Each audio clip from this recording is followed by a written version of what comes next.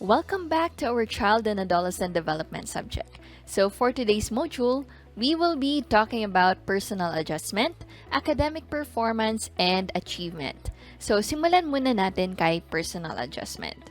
This is the acclimation by someone to occupational and residential conditions within their community and family, particularly with regard to cultural interactions with those with whom regular personal contact is required.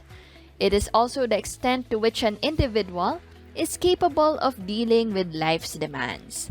It is also changing one's behavior to reach harmony with the environment. So basically, when we are faced with challenges or we encounter changes within our environment, kung paano natin harapin ito or how we respond to these changes, yun yung personal adjustment. Pwede kasi itong maging negative or positive ang response natin dito sa changes na ito. Now, what is the concept of adjustment in psychology? Adjustment is a psychological process through which people manage or cope with the demands and challenges of everyday life. It is also the process of altering behavior to reach a harmonious relationship with the environment para hindi daw magkaroon ng conflict. And it is also the behavioral process of balancing conflicting needs or needs that are against the obstacles in the environment. Kasi tayo as human beings, meron tayong mga needs na perhaps are in conflict with the environment. Or pwedeng, in the given situation that we are in now, pwedeng hindi siya akyo. So now, how do we adjust to this scenario? Okay? Paano natin mababalance yung conflicting needs na tinatawag na to? So that is adjustment in psychology. Also, the sequence of adjustment is like this. It begins kapag merong need, okay, when a need is felt, or merong kailangang maresolba. And it ends when it is satisfied, or kapag na okay na. Meron din tayong tinatawag na adjustment disorder. So this occurs when there is an inability to make a normal adjustment to some need or stress in the environment. Kumbaga, hindi siya maka-adapt or hindi siya maka-adjust sa changing situations or changing times. So meron din tayong term na normal. So this is one connotation of adjustments. It is a statistical norm, an ideal standard, or a behavior that is neither abnormal nor subnormal. Kaya nga tinatawag nating normal. So now let's move on to the views on adjustment. We can view adjustment as an achievement, and it can be viewed naman din as a process. So when it is viewed as an achievement, it is how effectively an individual could perform his or her duties in different circumstances. Kumbaga, kahit magbago yung circumstances or yung environment niya, kaya pa din niyang i-perform yung kanyang duties and responsibilities. For adjustment as a process naman, it largely depends on one's interaction with the external environment in which he or she lives. The second view is of major importance for psychologists, teachers, and parents kasi it involves the study of human development. So, example for adjustment as a process. Kapag tayo ay bagong panganak pa lang or newborn, diba? Newborn baby. We are largely or absolutely dependent on others. Hindi pa natin kaya ang ating mga sarili. But as we grow with age, we gradually learn to control our needs and soon become independent. Meron din tayong two types of adjustment. We have the normal and the abnormal or yung maladjustment. So pag sinabi nating normal adjustment, the relationship of the individual and his environment is according to established norms. Ibig sabihin na kapag-adjust yung individual in accordance with the norms set by society. Halimbawa is yung masunuring bata or obedient child. Children who fit society standards include those that are not rebellious. Okay, mabait, masunurin sa magulang, etc. Now, kapag sinabi naman nating abnormal or yung maladjustment nga na tinatawag, dito lumalabas yung mga problem behaviors, okay? Examples nito is a delinquent child or minsan yung violation of certain moral codes. Now, let's talk about adjustment mechanism. This is any habitual method of overcoming blocks, reaching goals, satisfying motives, relieving frustrations, and maintaining equilibrium. It is also a device, okay, by which an individual reduces his tension or anxiety in order to adjust himself properly with the environment. So, pwede rin natin tong tawagin as coping mechanism. Kasi in order to cope with any difficulties encountered sa pag-adjust sa ating changes sa environment, may mga bagay tayong nakakagawi ang gawin para ma-relieve ang ating stress levels. And that is what we call the adjustment mechanism.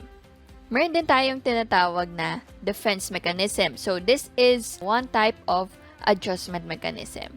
Ito ay self-adjustive, self-defensive approaches which may protect individual from conflicting situations. Halimbawa ng defense mechanism, meron tayong isang colleague na nakapagsalita ng against sa views natin. Our defense mechanism would be to shut them out. Okay? Either magiging defensive tayo sa views natin na makikipagdebate tayo, ganyan, or we will just prefer to ignore that person. Pwedeng ganun yung defense mechanism. Okay? So, that is just one example. Now, the adjustment process engages both inner-inner and inner-outer relationships. Pag sinabi nating inner-inner and inner-outer, ito yung mga intrapersonal, yun yung inner-inner, and interpersonal, inner-outer. Kasi ito yung relasyon mo with yourself and yung relasyon mo sa ibang tao. Adjustment demands that one should strike balance between needs and environmental obstacles. Kailangan magkaroon tayo ng compromise. Kasi pag nag-a-adjust ka, hindi naman pwedeng lahat ng gusto mo ay masusunod. You have to compromise in order to maintain harmony with your environment. There are 4 parts of the adjustment process. Una, kailangan merong need or motive in the form of a strong persistent stimulus. There has to be something na kailangang ma-resolve. Okay? There is a need. What is that need? Pwedeng need for food, need for change, something like that. The second is the thwarting or no fulfillment of this need. Ibig sabihin, hindi naging matagumpay yung pag-fulfill natin itong need na ito. Then next, we have the varied activity or exploratory behavior accompanied by problem solving. Ito yung gagawa na tayo ng paraan kung paano natin maa-achieve itong need na ito. Okay? Paano natin masasatisfy itong need na ito. And lastly, some response that removes or at least reduces the initiating stimulus and completes the adjustment. Ito yung nakapag-compromise na tayo with our environment. There is a part of that need that is satisfied and there is a part na, sige, okay lang kahit hindi na siya masatisfy. Okay na ako dito sa nakuha kong percentage na okay na. Alright? Now, punta naman tayo sa second part which is the academic performance and achievement. Pwede natin itong paiksiin as AP and A. So, this may be defined as excellence in all academic disciplines, in class, as well as in co-curricular activities.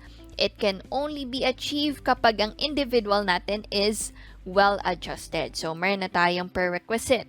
Also, it is not only an expression of students' abilities, but also of the students' perceptions of their abilities. Hindi lang yung kaya nilang gawin, but what they think they can do or they can achieve. Okay?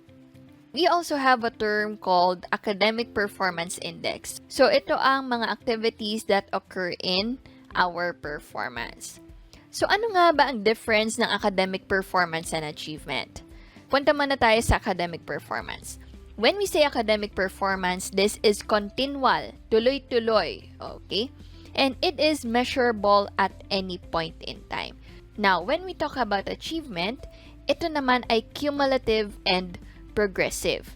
So, ibig sabihin, kung ano yung na-achieve mo dati, mapapatungan pa yan ng next achievement mo. Hindi siya yung nagba-back to zero. Or, for example, kahapon, sobrang taas ng iyong performance. So, very high performance, 100%. Pero ngayon is mga 50 lang, okay? Madadagdagan lang yan ng kung ano pa yung ma-achieve mo next. Hindi ka magba-back to zero. Also, achievement is long-term. It can also be measured as stagnating, falling, or improving over a long period. And hindi din siya pwedeng ma-attain within a short period of time. Meron tayong 4 predictors or influencers of academic performance and achievement. We have learners' perception of their teachers, family background, school, self-esteem, and self-concept. So when we talk about learners' perception of their teachers, ito yung perspective ng bata sa teacher niya. Do they think that the teacher is fair kapag nag-grade siya ng klase? Or baka naman kaya sa paningin nila ay merong other classmates na nabibigyan ng unfair advantage. So, how does it influence academic performance and achievement? If students view teachers as unfair or biased, pwede itong makaapekto sa kanila. Bakit? Pwede kasi ang maging mindset nila is, bakit ko papagbubutihin ang aking pag-aaral?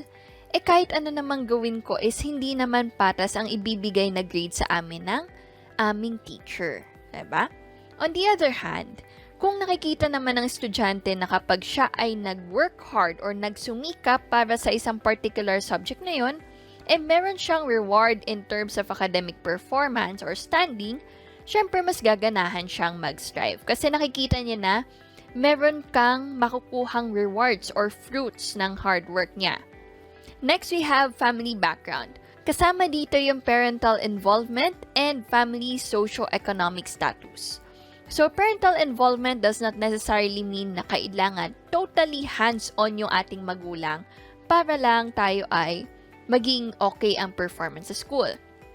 The simplest things like appreciating the child's efforts and achievements and consistently boosting their morale will definitely encourage the child to keep up the good work and to do better. On the other hand, kung parang kahit anong sikap ng estudyante hindi naman na-appreciate ng kanyang parents, or kaya naman lagi siyang kinukumpara sa iba despite his or her best efforts, mayroong possibility na mawalan siya ng ganang mag-aral or magsumikap. Kasi nga, parang no matter what I do, hindi enough diba? So, for parents, kailangan maging conscious tayo dito sa mga bagay na ito. Next, for family socioeconomic status. Kasama dito yung parents' academic and professional qualification, revenue, and occupational affiliation. So, whether we like it or not, we are normally judged by our profession and by our connections. At kasama na din yung sa ating mga family members by extension. Ang isang child na nagmula sa isang privileged or well-off family may have more confidence as compared sa isang bata na nanggaling sa less privileged one. So, this social stigma is what sometimes hinders an individual from maximizing his or her own potential. Third, we have school. So, children's learning outcome and educational performance are strongly affected by the standard and type of educational institution in which students get their education. Kasama dito yung mga teachers' expectations, instructional materials na ginagamit, as well as yung school facilities. And last but not the least, we have self-esteem and self-concept. So, academic self-concept. So, pag sinabi natin academic self-concept, this is the beliefs on one's own abilities. Is a better predictor of academic achievement than prior achievement. This is according to Fluke, Repetti, and Ullman. So, bakit kaya ganito? Kasi sabi nga, if you believe that you can do it, you are already halfway there. Kahit hindi mo pa nasisimulan, basta may tiwala ka sa sarili mo na kaya mo, you are already halfway there. Also, based on studies, achievement test scores and grades are indeed related to student self-esteem. Siyempre kasi kapag medyo mababa yung grades, okay, pwede yang iisipin ng bata, what's wrong with me? Okay, bakit ganito lang yung grades ko? Bakit hindi ko maabot yung naaabot ng mga kaklase ko? So that is all for personal adjustment, academic performance, and achievement. Thank you very much for listening and have a great day ahead.